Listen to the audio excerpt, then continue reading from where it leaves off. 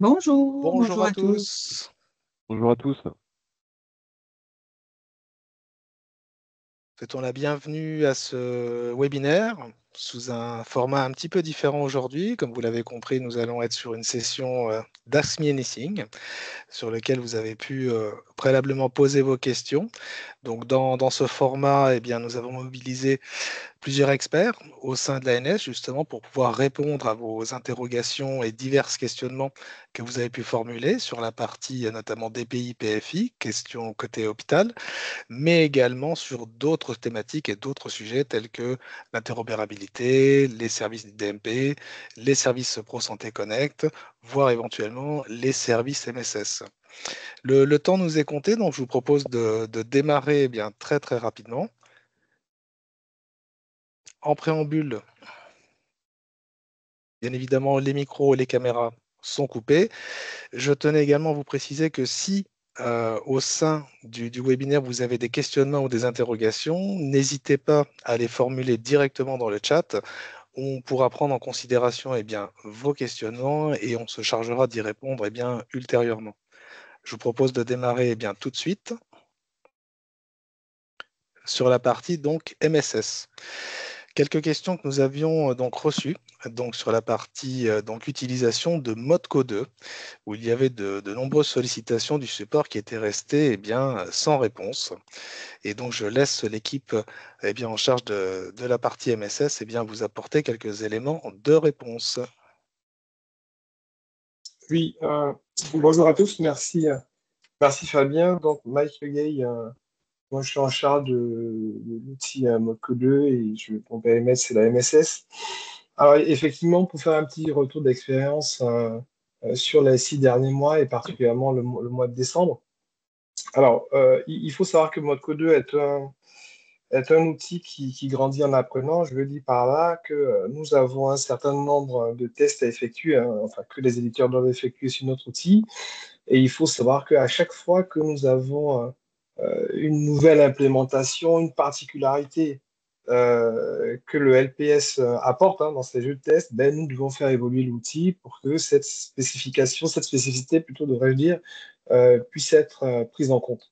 Donc, nous avons beaucoup fait évoluer l'outil, plus ou moins rapidement, en fonction de la charge qu'on avait. Donc, nous sommes conscients que ça n'a pas facilité vos tests et les évolutions de votre côté, sachant qu'au mois de décembre, on a eu une indispo partielle qui a généré pas mal de difficultés, donc nous nous en excusons, mais ces complications sont désormais derrière nous. Voilà. Depuis début janvier, on a un outil qui est assez stable, qui est assez mature sur les différentes spécificités qu'on a pu rencontrer sur T3 et T4 2024. Et donc aujourd'hui, Modco 2 a 90%, voire 95% des tests, des jobs qui sont fonctionnels. Donc aujourd'hui, vous êtes en capacité, en tout cas pour tous les éditeurs qui étaient déjà présents sur l'outil, vous êtes en capacité de pouvoir déposer vos preuves de référencement. Les 10% restants, on parle de ce que nous on appelle les tests globaux. Voilà, donc, ce sont des tests en fait qui ont pour principe de lancer tous les tests, donc pour vous faciliter un peu la main. Mais ceux-ci ne sont pas, j'ai envie de dire, ils ne vous empêchent pas en tout cas d'aller vers le référencement. Donc, une fois de plus, voilà, on s'excuse des difficultés que vous avez pu rencontrer. Mais la bonne nouvelle, j'ai envie de dire, voilà, qu'il faut retenir, c'est que voilà, aujourd'hui, l'outil, il est prêt, enfin, il est prêt, il est mûr, hein, et les équipes également, voilà, sont armées pour répondre aux différentes questions que vous pourrez avoir. Donc, attention, je dis ça quand même hein, avec le modulo des spécificités ou des éditeurs qui ne seraient pas encore arrivés sur Modco 2. Alors, si on a de nouveaux éditeurs qui arrivent et qui ont les mêmes implémentations, qui développent avec le même langage de programmation que ceux qu'on a pu déjà rencontrer, à notre avis, il n'y aura pas de problème. Mais si on tombe encore sur des spécificités, ben, cet éditeur devra attendre une nouvelle fois que l'outil, on le fasse évoluer pour prendre en compte son cas de figure. Voilà ce que je pouvais dire sur le texte de Modco 2. Merci beaucoup, Mike. Donc alors une autre question sur la partie MSS. Donc là, ça concerne la production d'épreuves, notamment sur la MSS Conf .17 et .18. Donc je te lis la question. Donc il est dit que chaque trace d'action doit comporter l'identifiant de son auteur dûment identifié, l'horodatage local du poste, le type d'action réalisée, connexion, la demande effectuée sur le serveur de messagerie MS Santé, la réponse fournie par ce dernier, y compris en cas d'échec. Donc nous nous interrogeons sur le contenu des deux derniers éléments à tracer, la demande effectuée sur le serveur de messagerie MS Santé, la réponse fournie par ce dernier, y compris en cas d'échec. Quels sont les attendus, s'il vous plaît, notamment sur la demande effectuée qui nous semble être un doublon du type action. Est-il possible d'avoir de votre part un ou deux exemples concrets des contenus, un exemple pour la connexion et un pour l'envoi serait l'idéal? Mhm. D'accord, très bien. Alors, je prends connaissance en direct, hein, et je pense que c'est une question à laquelle on avait déjà répondu. Alors, je suis en train de lire la réponse qu'on avait donnée. Bah oui, oui, bon, je dirais que c'est moi qui ai donné la réponse, donc je suis toujours en phase, hein, je suis toujours en phase avec ce point. L'idée n'est pas de descendre, hein, dans le détail, hein, des éléments qui sont échangés dans ces différentes réponses, mais le point à chaque fois de pouvoir remonter à l'utilisateur qui est à l'origine de l'action, ça c'est la première chose, hein, et également savoir quelle a été la nature de l'action. Voilà. Donc, bien entendu, on ne va pas jusqu'à imposer, hein, le formalisme, hein, des traces, mais comme il est dit dans la question, hein, c'est qu'il faut que le système il puisse être auditable. Donc, un auditeur qui passe, qui puisse, après ces analyses, savoir que voilà, la personne qui est à l'origine de l'action et quelle action elle a demandé. Juste ça, dans votre mise en œuvre, si on arrive à le retrouver, c'est largement suffisant. Je ne sais pas s'il y a besoin de plus de précision que la réponse qui est apportée là, mais si oui, on reste disponible pour échanger, bien entendu. Parfait, merci beaucoup Mike. Donc désormais, je vais céder la parole aux équipes de la Task Force Hôpital et puis également Nolwenn qui va vous parler d'un questionnaire également qui vous sera mis à disposition un petit peu plus tard dans la session. Nolwenn, tu es mute si tu essayes de Je, parler. je viens de m'en apercevoir. Pas de souci. Bonjour à toutes et tous. Alors, oui, je vais commencer par le questionnaire. Effectivement, on va vous mettre un lien dans le chat pour un micro-questionnaire. Alors, certains d'entre vous ont peut-être déjà vu passer cette question via les FED, c'est possible, euh, ou à l'occasion d'autres échanges qu'on a pu avoir ensemble. On aimerait avoir votre vision des choses quant à l'éventuel possible report des jalons de fin de référencement dans le cadre des indisponibilités liées au changement aux opérations techniques qui ont lieu ces temps-ci autour du DMP et dans les mois, dans les semaines à venir. Donc, vous avez tous, j'imagine, suivi les webinaires à ce sujet et toutes les informations. Il est fort possible qu'il y ait des impacts de votre côté sur vos processus de développement, d'homologation, etc. Donc, c'est à ce sujet-là qu'on répond pour savoir si chez vous, il y a un impact. Alors, séparément, vous verrez, il y a une suite de questions, séparément côté DPI et PFI. Il y a juste deux questions, hein. C'est pas non plus...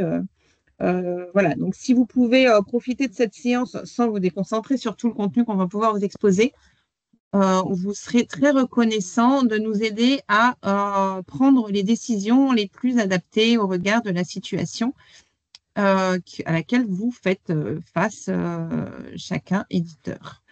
Voilà, donc ça, c'était mon petit message sur le petit questionnaire en ligne que vous trouvez dans le chat. Donc, merci de vous y connecter si vous voulez bien y répondre et ajouter au besoin quelques commentaires. Il y a une zone aussi pour ça. Et je passe aux questions que je vais faire à deux voix avec Inès Quill, qui est connectée également de la Task Force Hôpital. Alors, Inès, si tu veux, peut-être je te laisse la parole sur cette première question. Sur celle-là, d'accord. Du coup, je relis la question pour que ce soit clair pour tout le monde. Donc, est-ce qu'un document récupéré depuis le DMP et intégré dans le DPI peut être visible par tous les professionnels de santé de l'hôpital, même ceux qui auraient une autorisation au statut interdite côté serveur DMP et donc qui en théorie n'auraient pas le droit de consulter DMP, ou encore ceux qui n'ont pas de consentement explicite donné par le patient. Donc là, en fait, il y a plusieurs notions dans cette question. En fait, on questionne la notion, effectivement, qui est hyper importante de matrice d'habilitation du DMP et puis en escalade celle du DPI. Et puis, en deuxième lieu, on a la notion du consentement patient dès lors qu'on s'inscrit dans une logique de consultation du DMP.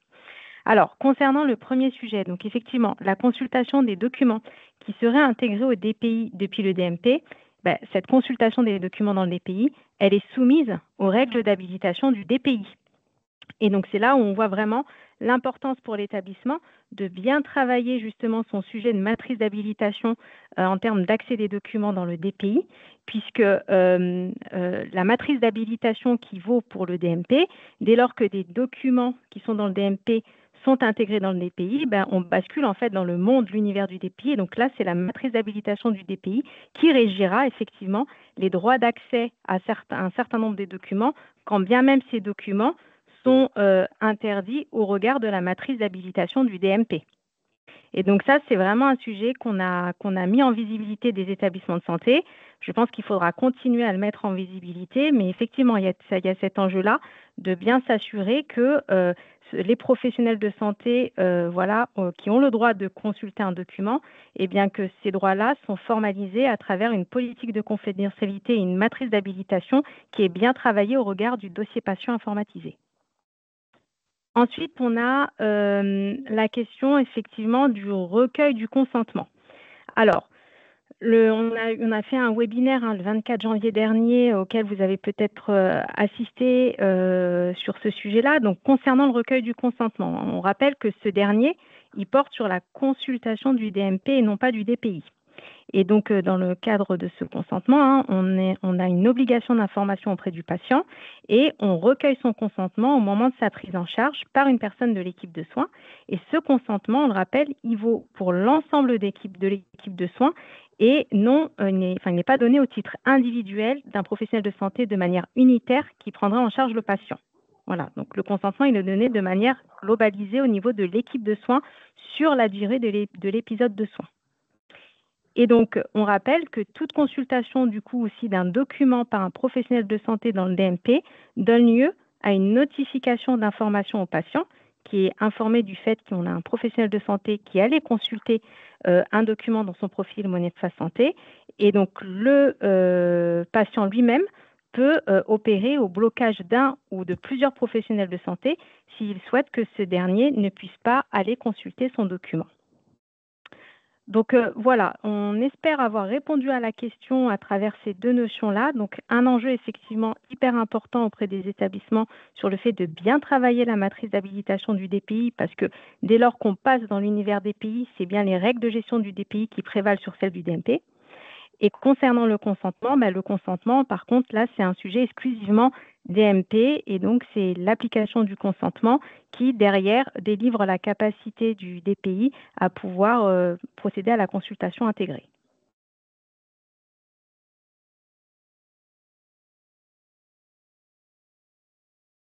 Alors, si on passe à la question d'après, donc je la lis également.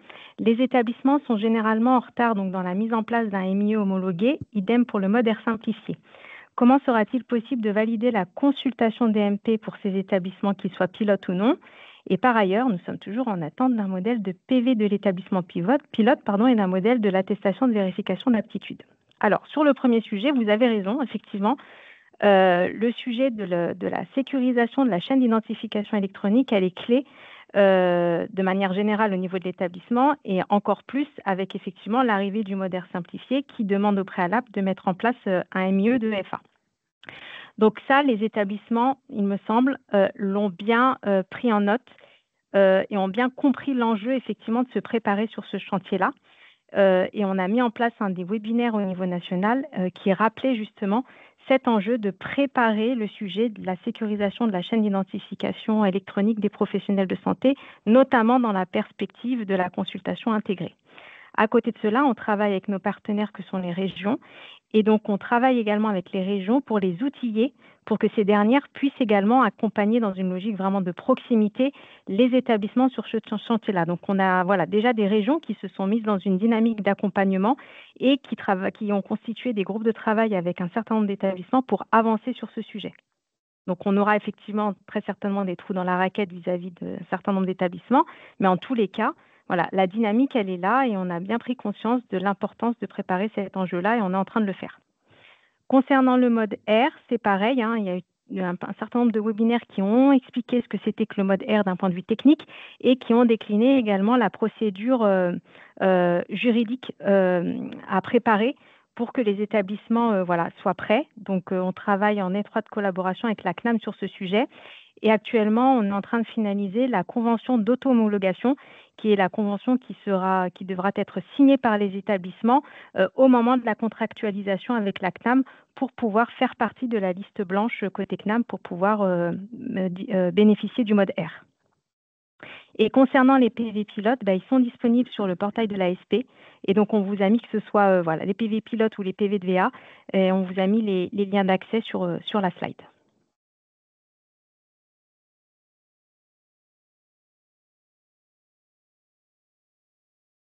Nolwenn, tu veux que je te laisse du coup la question suivante? Alors, oui, je peux. Donc, la question, je vais faire comme mes camarades là, depuis l'écran du DPI qui affiche les métadonnées des documents présents dans le DMP. Donc, concernant mon patient, est-ce que j'ai bien compris lorsque je dis que si je suis l'auteur du document, je peux masquer ou démasquer un document? Oui, c'est tout à fait ça. Et que tout professionnel de santé qui a le droit de voir, d'accéder, de faire cette opération-là sur un document peut rendre visible un document au patient ou à ses représentants légaux. C'est ça aussi. Il n'y a pas besoin d'être l'auteur du document, d'autres termes, pour rendre visible un document au patient. Bon, on rappelle au passage qu'on ne peut pas mettre invisible un document qui a été envoyé visible au patient. On ne peut pas faire l'opération inverse. Voilà pour cette question-là.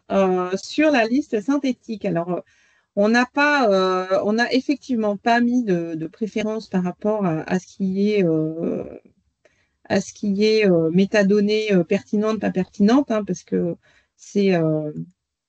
on a préféré laisser ça un peu libre parce on s'est dit que c'était plus une question d'appropriation vis-à-vis ou d'adaptation plutôt vis-à-vis de l'ergonomie du logiciel.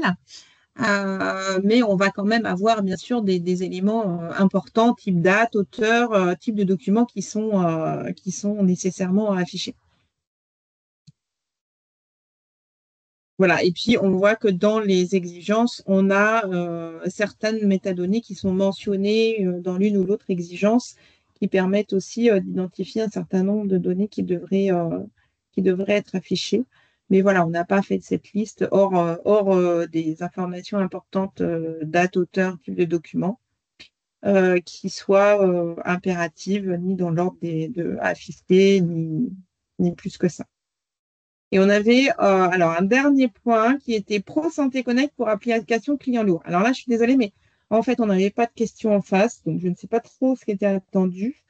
On vous a remis le lien ici où vous trouverez tout ce qu'il faut savoir ou tout ce qui est en ligne, en tout cas sur Pro Santé Connect, avec la démarche pour s'inscrire dans le dispositif, l'accès aux différents environnements, toute la documentation qui va avec. Et puis, si vous avez des questions précises sur ce sujet-là, posez-nous plutôt les questions précises via l'espace authentifié. Je vous rappelle d'ailleurs que via cet espace-là, notre organisation support permet d'aller adresser vos questions directement aux experts du sujet. Mais là, comme je n'avais pas de questions, ce n'était pas possible de trouver la réponse. Donc, c'était généraliste. Donc, je vous ai mis une réponse généraliste.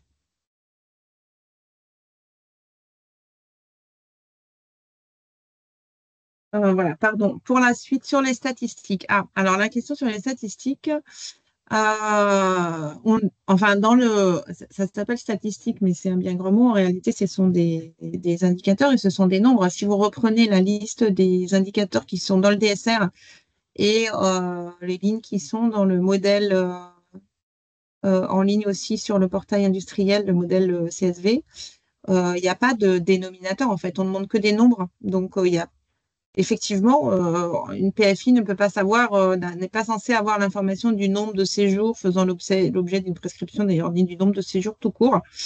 Mais c'est pas ça qui est demandé, c'est bien le nombre de documents, d'ordonnances ou autres, qui est envoyé au DMP ou via MSS. Donc, des informations qui normalement sont disponibles dans la PFI. Et autre question qu'on a reçue aussi sur la prise en compte d'une exigence. Alors bon, c'est cette exigence-là qui faisait l'objet de la question, mais ma réponse va être valable pour l'ensemble des exigences à partir du moment où elles font partie d'un profil qui s'applique à tous. Toutes les exigences sont obligatoires pour le référencement. Il n'y a pas d'exception. C'est le principe du référencement. Voilà pour cette diapo. Ah, pardon, j'ai même pas vu que ça avait déjà changé. Est-ce que tu veux reprendre la main, Inès? Tu es occupée sur les... Tu n'avais plus le micro. Oui, oui. Ah. Alors, en tant qu'éditeur de PFI, il ne nous semble pas envisageable pour un établissement de santé de valider un pilote avec nous sans pouvoir tester de bout en bout avec le DPI, étant donné que la plupart des éditeurs de DPI ne proposent pas encore de demi-connecteur DPI. En phase de pilote, que testeraient du coup dans ce contexte les établissements de santé, puisque la finalité est de pouvoir intégrer des documents au DPI.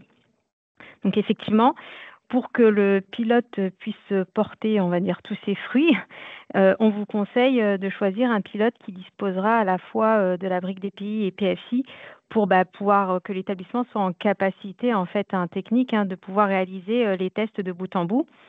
Néanmoins, même si effectivement on préférait que la configuration soit la réunion du DPI et de la PFI, les PV pilotes en fait listent un certain nombre de fonctionnalités qui peuvent être validées sans avoir la version à jour du DPI. On a prévu effectivement dans la version PV pilote la possibilité de pouvoir valider un certain nombre de fonctionnalités en distinguant ce qui peut être validé dès lors qu'on a tout de ce qui peut l'être un peu moins dès lors qu'on n'a pas la brique PFI. Voilà. Mais en tout état de cause, nous, au niveau ANS, on préfère quand même que vous privilégiez le scénario du pilote dans lequel vous auriez à la fois le DPI installé et la PFI.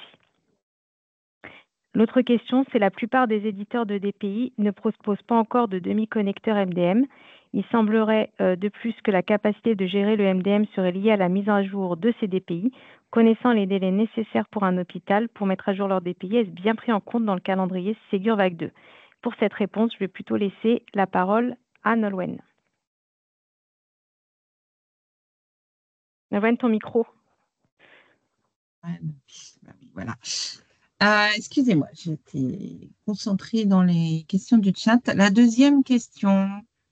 C'est sur le MDM. Oui, voilà. Alors, en fait, c'était pas tant sur le MDM que sur le décalage et la disponibilité des fonctionnalités des pays que portait la question, donc sur le fait qu'il y ait un décalage. Donc, oui, on rappelle qu'il y a un décalage entre des dates, puisque les DPI ont plus de temps pour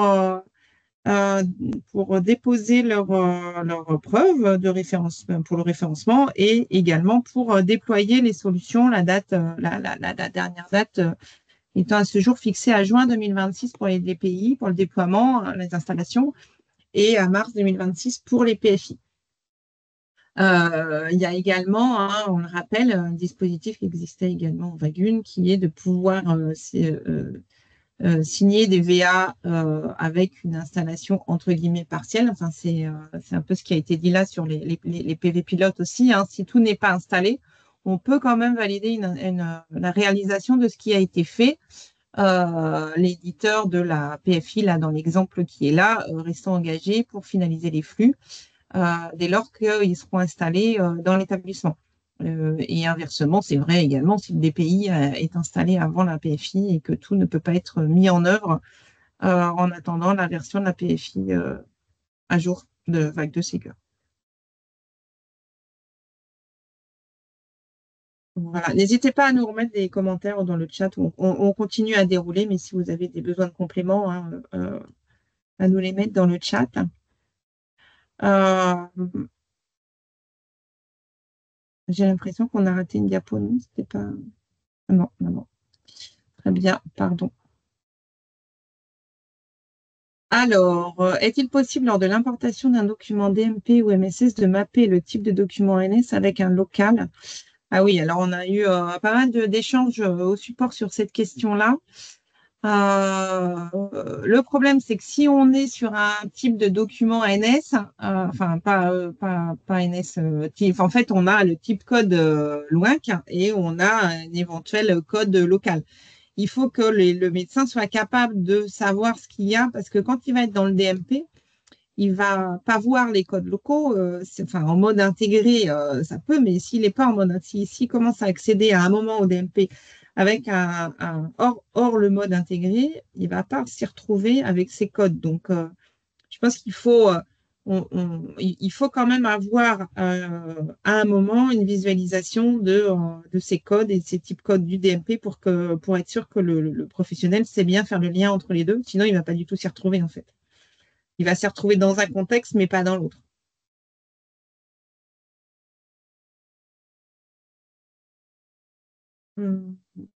Passer à la suite.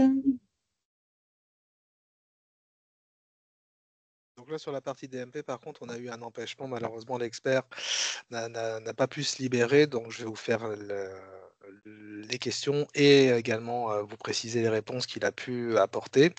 Donc, la question que nous avions reçue, c'est nous ne parvenons pas à valider l'accès au WebPS en mode contextuel. L'URL ne répond pas. Donc, il a précisé que lorsqu'on utilise un INS-NIR en API V2, il faut préciser l'OID comme indiqué au paragraphe 5.4.2 du guide d'intégration éditeur. Le LPS peut transmettre l'INS du patient sous la forme balise NIR / balise OID. Il est également précisé que pour ce type de demande et en cas de difficulté, vous pouvez joindre bien évidemment les services du support du GIE Sésame Vital et on vous encourage à prendre contact avec eux. Si vous n'avez pas, en tout cas, les coordonnées, n'hésitez pas à vous manifester. On pourra vous les rappeler, bien sûr, dans le chat. La deuxième question également que nous avions reçue sur cette partie DMP, c'est nous n'avons pas de cahier de test nous permettant de réaliser nos preuves. Quels sont les patients DMP répondant au scénario attendu ou quels sont les PS répondant au scénario attendu, donc les jeux de test. C'est pareil, pour ça, il faut également vous rapprocher des services directement du CNDR.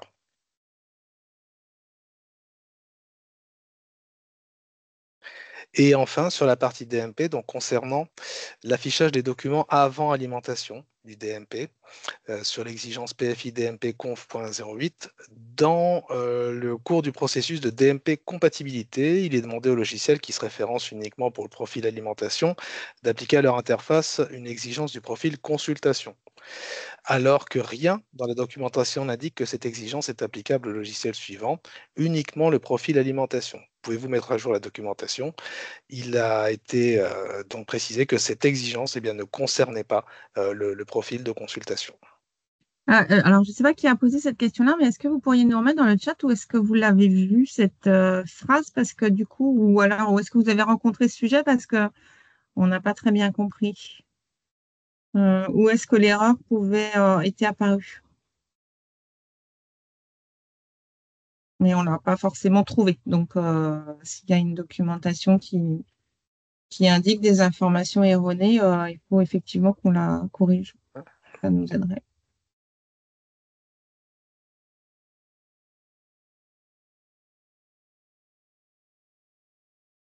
Et bien donc désormais, je propose de passer à la partie SSI, donc sécurité. Et je laisse donc notre expert prendre la parole sur le sujet. Donc Vincent, c'est à toi. Bonjour à tous, du coup Vincent Croisil pour l'équipe sécurité de l'ANS. Alors je vais essayer de répondre aux quelques questions qu'il y avait sur la partie SSI. Donc la première question, elle portait sur, donc c'était lors du dernier webinaire, il était fait mention d'évolution dans les exigences des tests d'intrusion qui devaient être disponibles mi-décembre. ont-elles été publiées et si oui, où sont-elles disponibles? Alors là, en fait, je pense que c'est un éditeur qui a dû participer au webinaire, qui était un webinaire pour les éditeurs de logiciels de gestion de cabinet, donc pour la task force médecine de ville. Et donc, en fait, effectivement, il y a eu un certain nombre d'échanges au sujet du test d'intrusion avec des modifications qui vont potentiellement être apportées. En revanche, pour les DPI PFI, comme les guichets sont déjà ouverts, on n'est pas sûr qu'on va répercuter ces ajustements pour le test d'intrusion des DPI PFI. Donc on va regarder si ça se justifie. Alors par ailleurs, il faut savoir aussi que le contexte et les enjeux de sécurité sont pas forcément tout à fait les mêmes, parce que sur les DPI PFI, voilà, les quantités de données qui sont stockées, de données de santé à caractère personnel, ne sont pas les mêmes qu'on peut avoir sur un logiciel de gestion de cabinet. La surface d'attaque aussi, elle diffère, puisqu'on a potentiellement plus de personnes qui vont se connecter sur les outils de la Task Force Hôpital. Donc voilà, donc on y réfléchit. Si on juge que ça peut apporter quelque chose et que ça n'impacte pas ceux qui auraient commencé d'ores et déjà à réaliser le test d'intrusion, peut-être qu'on fera ces ajustements. Sinon, il n'y aura pas forcément d'ajustement pour le test d'intrusion DPI PFI. On vous tiendra informé. Passe à la question suivante. Sur la slide précédente, il y a une deuxième question, pardon. Ouais. Alors, nous n'avons pas le mot de passe du compte admin pour se connecter à l'annuaire LDAP. Nous disposons uniquement du compte mot de passe de l'AVM. Donc là, en fait, je pense que ça porte sur l'exigence IAM.83, qui est une exigence en fait où on demande de vérifier que la solution elle est capable de s'interconnecter, de se synchroniser avec un annuaire, donc un annuaire de type LDAP ou Active Directory. Donc là, en fait, nous, on a proposé effectivement pour essayer de vraiment faciliter au maximum, de vous faciliter au maximum la tâche, une VM sur laquelle il y a déjà un annuaire LDAP de test qui est proposé, et puis il y a même un processus de test qui vous est proposé, donc il suffit logiquement de le suivre en utilisant cet annuaire. Par contre, c'est vrai qu'on n'a pas fourni le mot de passe du compte admin de l'annuaire LDAP, parce qu'on n'a pas jugé que c'était utile, puisque l'annuaire LDAP contient déjà, il est déjà configuré avec des entrées qui permettent du coup de faire les tests nécessaires pour réaliser la synchronisation. Voilà. Après, si vous jugez que pour vous c'est nécessaire d'avoir un annuaire euh, configuré de façon spécifique, voilà, il n'y a pas d'obligation d'utiliser l'annuaire qu'on a fourni avec l'AVM, hein. Vous pouvez tout à fait générer vous-même votre propre annuaire LDAP ou Active Directory, voilà, qui serait disponible à des fins de test. C'est vraiment à vous de voir ce qui vous semble le plus simple. L'essentiel, c'est que vous soyez en mesure du coup de réaliser le scénario de test qui est attendu. Voilà, je pense qu'on peut passer à la slide suivante. Et donc, il y avait une dernière question pour la SSI, donc qui portait sur l'exigence donc IAM.92. En fait, c'est l'exigence qui porte sur les comptes d'administration technique fonctionnelle qui sont utilisés, puisqu'il y a des exigences, il y a une exigence qui porte plutôt sur les comptes utilisateurs et donc la robustesse des mots de passe. Et donc voilà, là c'est un peu son pendant, mais pour les comptes d'administration techniques ou fonctionnels qui sont gérés. Donc Voilà, il y avait un point sur. D'abord, il y avait. Moi, j'ai compris comme une interrogation sur sur constitue un compte à privilège. Donc là, euh, pour rappel, en fait, la notion de compte d'administration technique ou fonctionnelle, donc quand on parle de compte à privilège, en fait, c'est tous les comptes qui, par opposition à un compte utilisateur qui a des droits limités pour justement pour uniquement utiliser l'application, tous les comptes qui vont avoir des privilèges plus élevés pour accéder du coup à l'application avec voilà avec des droits plus importants.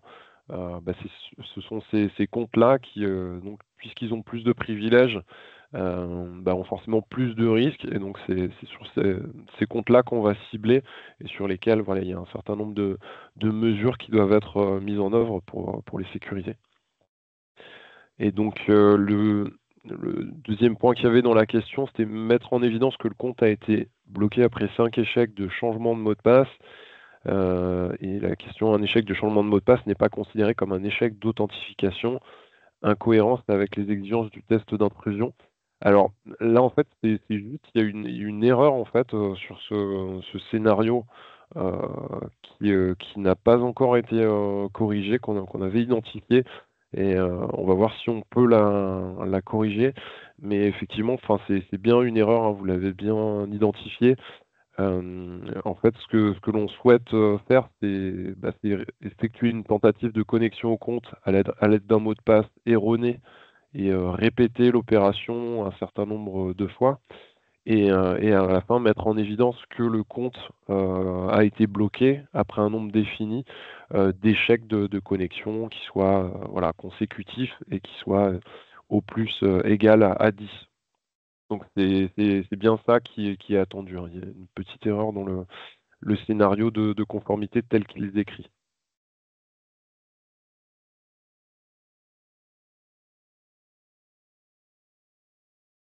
Merci beaucoup, Vincent. Et donc, on passe directement à la parole aux équipes interop.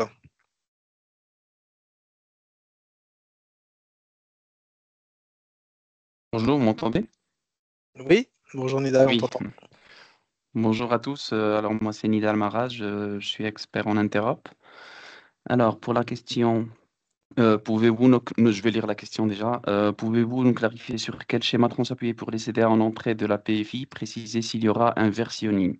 Alors dans le détail, la DMP compatibilité demande à ce que les documents CDA soient validés par les schémas mis à disposition par l'ANS avant l'alimentation du DMP. Le versionning des schémas dans le GitHub ANS est inutilisable par des applications de production. Les schémas dans le test contenu CTA 3 évoluent sans versionning clair, ni roadmap de mise en œuvre, ce qui peut poser des problèmes sur le terrain à chaque fois qu'une mise à jour est faite. Effectivement, comme vous le savez, l'outil test contenu CDA, c'est un outil en évolution continuellement. On nous avait déjà remonté ce problème de versionning de l'outil et que les éditeurs voulaient avoir une version à chaque fois que nous publions une mise à jour. C'est ce qu'on avait fait par le biais des tags sur le GitHub. D'ailleurs, sur GitHub, vous pouvez trouver des tags avec les différentes versions. Maintenant, nous comprenons que le fait de devoir passer plusieurs versions pour voir laquelle est valide est fastidieuse comme tâche. Donc, nous travaillons là pour l'instant sur une solution pour une meilleure gestion du versionning et du coup, nous vous tiendrons au courant dès qu'on aura implémenté la solution. Il y avait une deuxième question, mais je crois qu'elle portait sur le même sujet. Du coup, c'est la même chose. Pouvez-vous nous clarifier sur quel schéma s'appuyer pour les CDA en entrée de la PFI, préciser s'il y aura un versionning et confirmer que le schéma à utiliser en entrée et en sortie de la PFI doit être le même.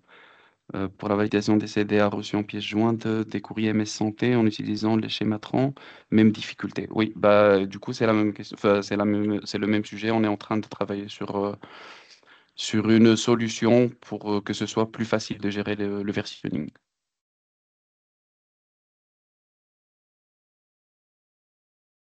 Et du coup, je passe la parole à l'équipe pilote et VA.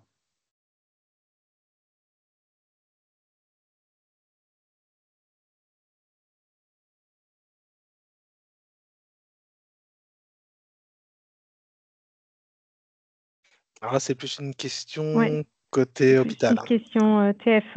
TF, Ouais, effectivement. ouais. Parce que c'était une question à la base, notamment pour les services de l'ASP, mais qui était Oui, reprise pour la c'est... ouais. Bah, Merci.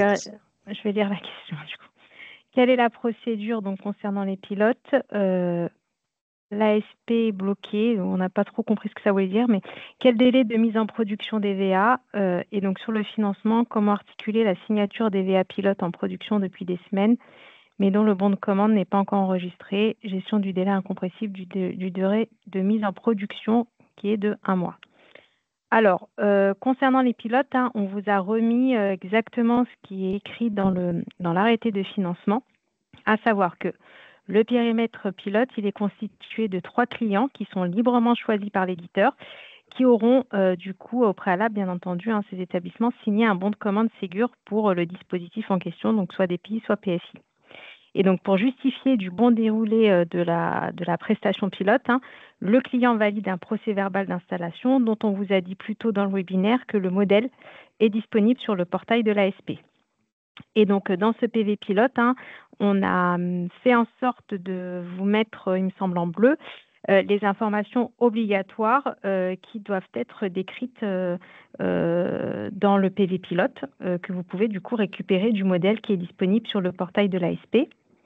Et donc, le contenu de ce PV témoigne du coup de la bonne réalisation de la prestation Ségur et de la stabilité de la solution logicielle.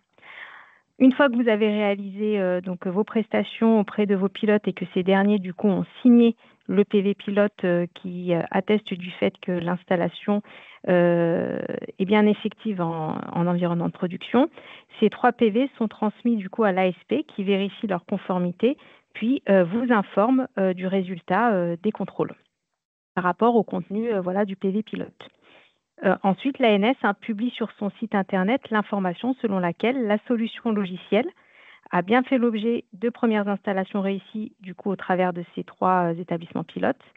Et la conformité de ces 3 PV pilotes permet le dépôt des VA des autres prestations de l'éditeur pour sa solution. Donc, il faut bien vraiment avoir validé les 3 PV pilotes avant d'envisager de déposer les vérifications d'aptitude pour les établissements qui dépassent, qui ne sont pas des pilotes. Ensuite, le processus de contrôle des guichets de l'ASP vérifie la cohérence des dates de signature des différents documents, donc les dates de commande, date d'installation et date de VA. Et donc, on vous a donné un exemple. Une date de VA peut être antérieure au dépôt du bon de commande à l'ASP. Ce cas de figure n'entraîne pas un rejet par l'ASP. Voilà. Donc, il me semble qu'on avait fait aussi un webinaire sur les pilotes auprès des éditeurs. Je pense qu'il est disponible sur le portail industriel. Donc, n'hésitez pas aussi à le regarder. Et si voilà, vous avez d'autres questions sur ce sujet, n'hésitez pas aussi à mobiliser l'adresse mail à votre disposition. Je voudrais juste compléter parce qu'il y a une question dans le chat. Les modèles de VA sont bien en ligne. En revanche, le guichet de dépôt des demandes de sol n'est pas encore ouvert. Dans le planning qui avait été annoncé, il sera ouvert, je crois, en mars ou avril. C'est de cet ordre-là. Je ne sais plus si c'est mars ou avril, mais c'est l'un ou l'autre. Donc, le guichet de dépôt n'est pas ouvert. En revanche, vous pouvez tout à fait récupérer les modèles. Ils sont en ligne. À l'ASP, il y a le document modèle de bon de commande et VA pour la vague 2 qui est disponible.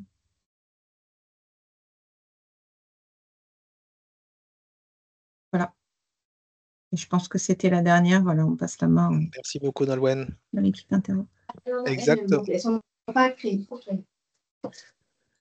Bonjour, est-ce que ce serait possible, je vais partager mon écran. Bonjour à tous, Maël Priot, membre de l'équipe Interop, Sylvain Demey avec moi. Sylvain, je te laisse le temps de te présenter, le temps que je prenne le partage. Oui, bonjour, Sylvain Demey, dans l'équipe de Maël, expert interopérabilité également. Dites-moi si vous voyez bien là, mon écran. Alors oui, on le voit.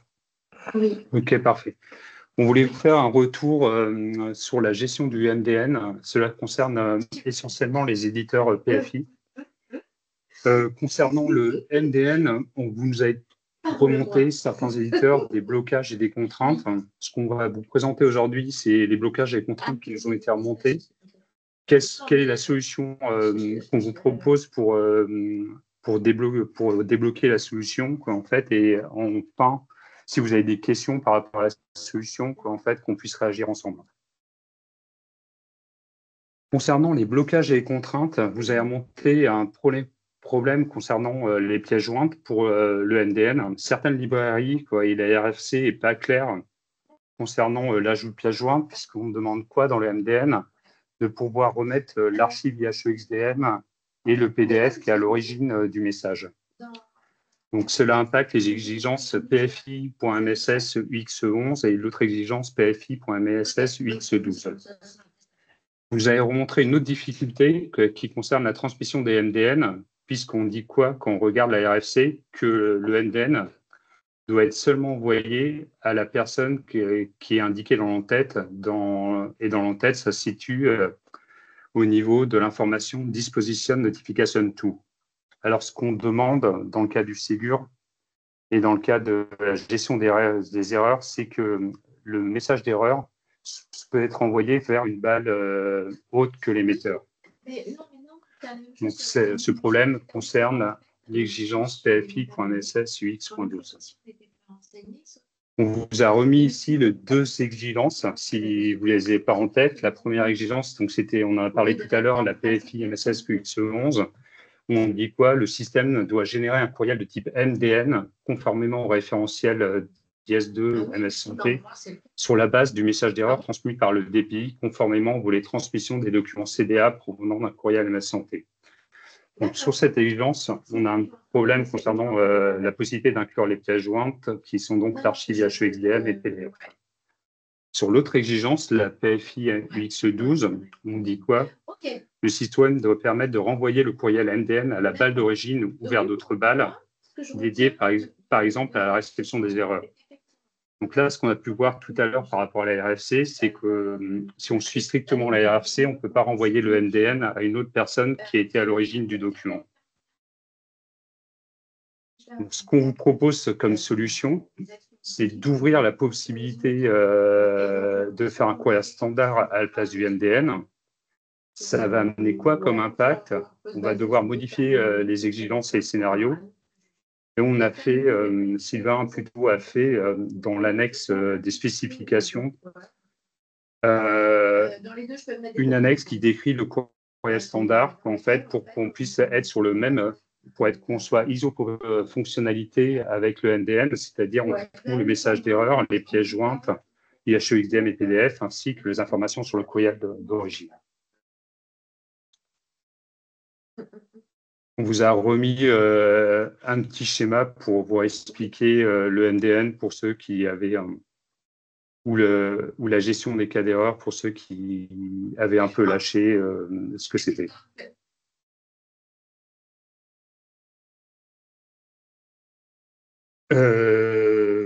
J'ai juste réexpliqué rapidement le schéma. Donc, il y a le DPI, l'établissement A, qui envoie un document CDA, donc ça c'est transmis à la PFI. La PFI crée une archive HEXDM qui est transmise à la balle organisationnelle ou personnelle de l'établissement B.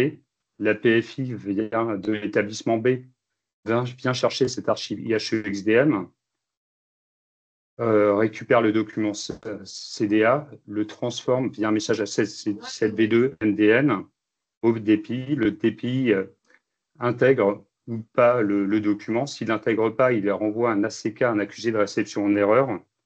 La PFI traite cet accusé de réception en erreur et renvoie soit un courriel standard ou un MDN vers la balle paramétrable de l'établissement qui va permettre quoi, en fait, d'avoir dans une boîte applicative ou organisationnelle, en fait, l'ensemble des erreurs pour pouvoir les traiter et les rejouer manuellement. C'est plus simple peut-être de faire les copies des points. Dans la conversation, je vous ai rajouté justement ce que disait Maël, un draft de ce qu'on propose pour la structure du message format courriel standard pour répondre aux problématiques. Tu vois, le C'est quelque chose qui est visible sur notre repo GitHub, sur notre version CI Build, puisque maintenant les volets, on les travaille sous un format guide d'implémentation. Ouais. En fait, qu'est-ce qu'on veut y voir en fait? Est-ce que dans cette vous êtes je vois des remarques. C'est assez long à lire. Delphine Maurer. Donc là, en fait, l'exercice. Si vous avez des remarques, n'hésitez pas à nous les transmettre par rapport à la solution de déblocage qu'on vous propose pour qu'on puisse s'adapter ou réagir par rapport à ça. 3 typologies à tester. Donc, grosso modo, ça fait 9 gros cas de tests. Vous êtes d'accord avec moi dans un premier temps?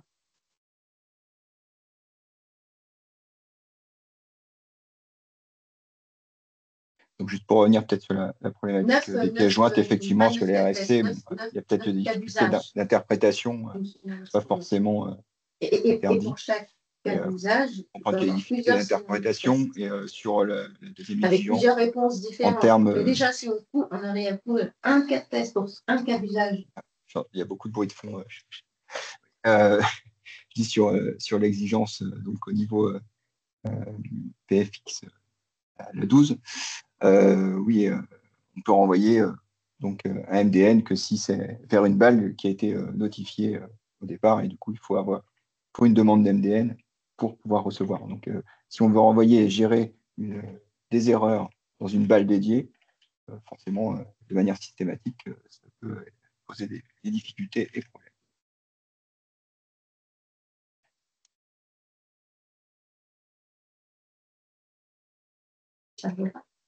NCIT, N'hésitez pas à revenir vers nous si par rapport à cette solution qu'on vous propose, on devrait la mettre en œuvre assez rapidement en fait. Et Fabien, je te redonne la parole. Merci beaucoup. Merci en tout cas à tous Pardon. Pardon. Ouais. Excusez-moi. Il y a une question. Je ne sais pas si Maëlle, tu aurais ou Sylvain, ou si vous avez la réponse sur la question qui est posée dans le chat, qui n'est pas, comme c'est bien précisé en bas, en fin du message, que ce n'est pas un rapport avec le MDN. C'est plutôt comment gérer une erreur d'envoi sur un message qui devrait transmettre vers MSS et au DMP. S'il y a un envoi, s'il y a une erreur sur une des modalités, c'est-à-dire DMP, là dans l'exemple, comment est-ce qu'on gère les deux messages, les deux ACK qui ne donneraient pas le même résultat? Est-ce que tu aurais la réponse là ou pas? La petite question bonus de la journée. Franchement, non. Nolwenn, comme ça, on va réfléchir. On vient vers vous, Delphine, en fait, pour répondre. On remet la réponse dans la conversation, comme ça, vous l'aurez tous la réponse, mais un peu dur de répondre à chaud, Nolwenn, je t'avoue. Très bien. Bon, ben voilà. C'est déjà une première réponse de vous dire qu'on ne s'est pas oublié quand on va vous répondre. On l'a vu. Je ne comprends pas la question. Comment peut-on interagir avec la PFI pour les tests, pour nos développeurs et pour les dépôts de preuves? En fait, je ne sais. Vous développez un DPI et vous pouvez préciser cette question? Il nous reste une minute. Ou nous recontacter par l'espace authentifié au support pour pouvoir pour qu'on puisse vous répondre plus précisément, parce que là j'avoue que je comprends pas. Oui, je comprends bien que vous développez un DPI, mais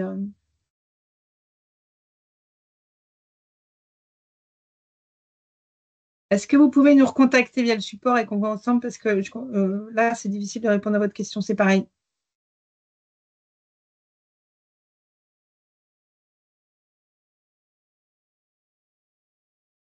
Voilà, si ça vous convient, de reporter dans l'espace authentifié. Vous vous connectez par l'espace authentifié. Peut-être, Fabien, tu peux remettre le lien là pour on va vous préciser éventuellement, le si vous canal, n'avez pas. Juste avant de Juste avant de nous quitter, on souhaitait avoir votre retour un petit peu à chaud sur ce type de format d'échange que nous avons avec vous. Donc là, on ne va pas vous faire remplir un questionnaire. On vous demande bien sûr de remplir le précédent, mais également juste de taper dans le chat 1 si vous souhaitez revoir rapidement une autre session de type AMA pour répondre en fait à vos questions et mobiliser nos experts, que je remercie d'ailleurs au passage, puisque comme vous l'avez compris, faire coïncider aussi les agendas, c'est pas une chose facile. Donc je les remercie en tout cas de leur disponibilité. Et en tout cas, si eh bien, ce type de format rencontre le succès escompté, on vous en proposera un très prochainement. Et je le rappelle également sur le mot de la fin, ce que disait Nolwenn tout à l'heure, que pour toute sollicitation, difficulté, incompréhension, les équipes de l'accompagnement industriel dont je fais partie sont à votre disposition pour vous aider, vous accompagner au travers de votre espace authentifié. Vous pouvez nous solliciter directement par ce moyen-là. Je vois que Fabien. Ah, nous c'était rentrons. pour dire qu'il faut recommencer? C'est ça, tout à fait. Donc nous Ok. rencontrons un certain succès. Oui, dans un sens, ça nous fait plaisir. Tout à fait. Et tant mieux. On essaie d'avoir un contenu aussi pragmatique qui va à l'essentiel et qui répond rapidement aussi à vos interrogations. Ah oui, petit complément en réponse à la question de Marianne. Oui, oui, ce sera bien mis, Tout à ce fait. sera bien disponible sur le portail industriel. C'est tout à fait ça. Voilà, vous Eh retrouverez bien, tout. C'est enregistré. je vous remercie en tout cas tous de votre participation, de votre attention. Et puis donc, nous vous disons à très très bientôt pour un prochain rendez-vous AMA. Merci à tous et à très Merci. Au revoir. bientôt. Au Au revoir, revoir. merci. Au revoir.